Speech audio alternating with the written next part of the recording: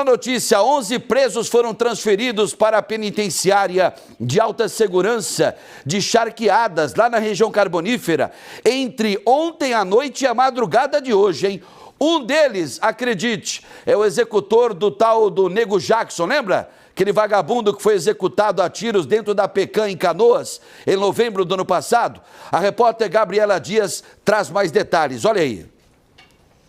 Os 11 presos transferidos fazem parte da mesma facção que está sendo punida depois da morte do criminoso Nego Jackson dentro da Pecan, em Canoas, em novembro do ano passado.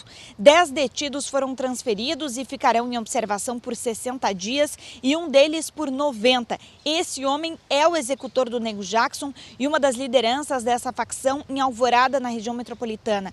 Todos os transferidos são líderes envolvidos direta ou indiretamente com homicídios. Essa transferência para o presídio de alta segurança de Charqueadas é uma das 7 medidas que vêm sendo adotadas pela Polícia Civil há 2 anos como forma de repressão ao crime organizado. Vamos ver o que falou o diretor do Departamento de Homicídios e de Proteção à Pessoa, delegado Mário Souza. Se as atividades que eles desenvolveram não retrocederem, ou se ocorrer qualquer outro homicídio ligado à facção deles, nesse período na capital, na região metropolitana, nós renovaremos as transferências deles quantas vezes for necessário. Mais uma, ou 2, ou 3, até que eles retrocedam ou que não ocorra mais homicídios em relação a isso. Claro que tem outras complexidades, mas, grosso modo, é isso. Então, é isso. 60 e 90 dias, se houver necessidade, vai ser renovado para que eles permaneçam na transferência estadual. Se houver agravamento, os 11 irão para o presídio federal. Entre os 11 transferidos estão 2 líderes de Alvorada, um de Gravataí e outro de Viamão. Gostei do que eu ouvi do delegado Mário Souza, do DHPP.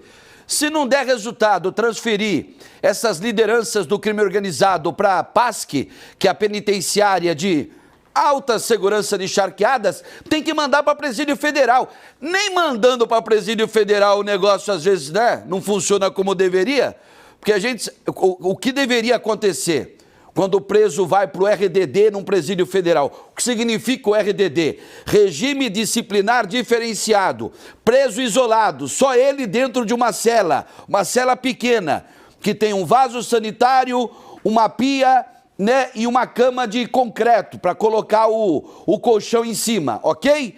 E aí são 2 horas de banho de sol por dia, contato zero com outros presos, contato zero. E aí, mesmo tendo aí o contato com o advogado ou com a família, tudo monitorado. Tudo através de monitoramento em tempo real. Agora, mesmo com o RDD, a gente sabe que uma informação ou outra acaba vazando. Como? Eu não sei. Quem tem que saber aí, representando os presídios federais, é o Ministério da Justiça. Agora, no caso, no âmbito estadual, vamos trazer para cá.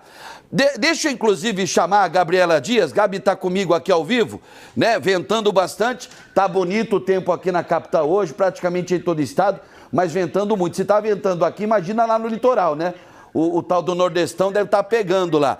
Ô Gabi, de certa forma, essa transferência desses 11 presos acaba dando aquela carimbada do erro, quando aconteceu exatamente o contrário.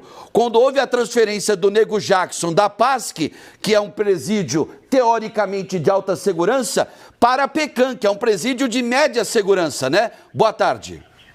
Boa tarde, Mota. Boa tarde a todos.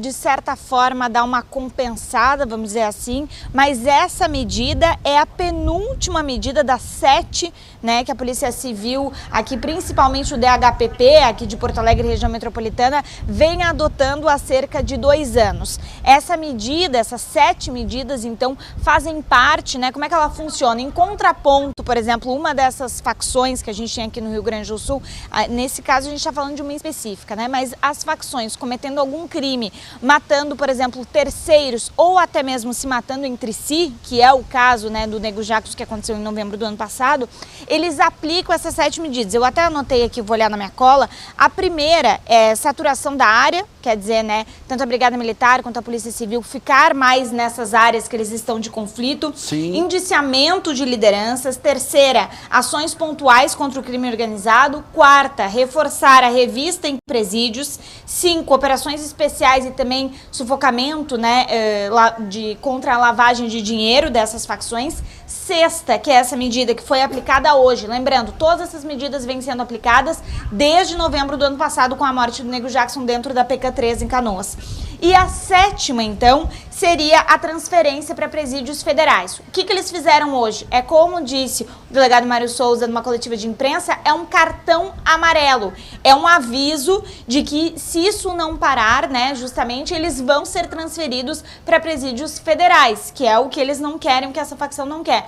Então, em primeiro momento, eles transferiram essas 11 pessoas, todos esses nomes, apesar de não terem sido divulgados, foram muito bem pensados. 10 vão ficar pelo menos 60 dias lá em Charqueadas, na região carbonífera, e uma dessas pessoas, que é o homem justamente executor do Nego Jackson, né, que seria mais perigoso, digamos assim, vai ficar 90 dias. Como é que funciona? Essa transferência tem uma data de início e uma data de término, mas essa data está sob observação. Se essa situação não melhorar, se eles continuarem praticando esse tipo de crime, eles podem ser transferidos ou ficar mais tempo em Charqueadas ou ser transferidos então para presídios federais. Bom, se essa transferência já aconteceu, né, começou no final da noite passada e se estendeu até a madrugada de hoje, quer dizer que lá aquela ala que estava sendo preparada na PASC, também com celas individuais, esta ala já está pronta para funcionar, né?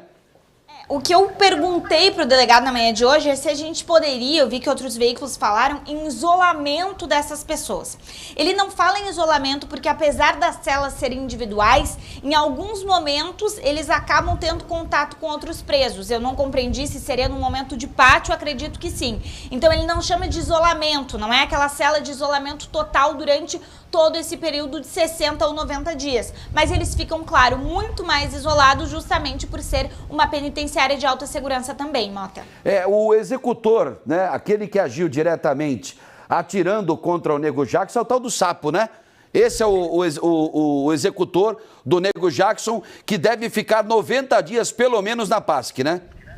Exatamente, pelo menos 90 dias, lembrando que ele fica todo esse tempo sob observação. Ele pode acabar ficando mais tempo em Charqueadas, se assim, né, a Polícia Civil e a SUSEP também entenderem, ou ser transferido para um presídio federal. O que isso agrava, né? Teoricamente, eles estando mais isolados, todas essas medidas, né, sendo feitas mais revistas, eles conseguem se comunicar cada vez menos com outros membros de facção. Lembrando, são pessoas que já estavam presas, seguem detidas, mas de alguma forma ainda tinham contato com o mundo aqui fora e eram mandantes, direto ou indiretamente, de homicídios que estavam acontecendo aqui nas ruas, para além desta morte do Nego Jackson dentro da PK. Resumo da ópera: se o número de homicídios reduzir, se ficar sob controle, que ontem a gente já teve um lá na Lomba do Pinheiro, né?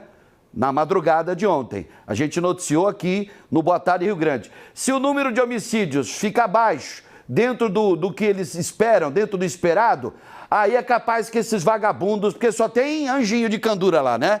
Não tem, tudo inocente, lógico. Traficante, matador, né? Só figura barra pesada. Então, se tiver o número de homicídios tiver controlado, é capaz que agora, eu acho que não tem que voltar não, tem que manter por mais tempo. 60 dias é muito pouco, e a mesma coisa 90 dias para o tal do Sapo, que cá entre nós, a morte do Nego Jackson está muito mal explicada até agora, né?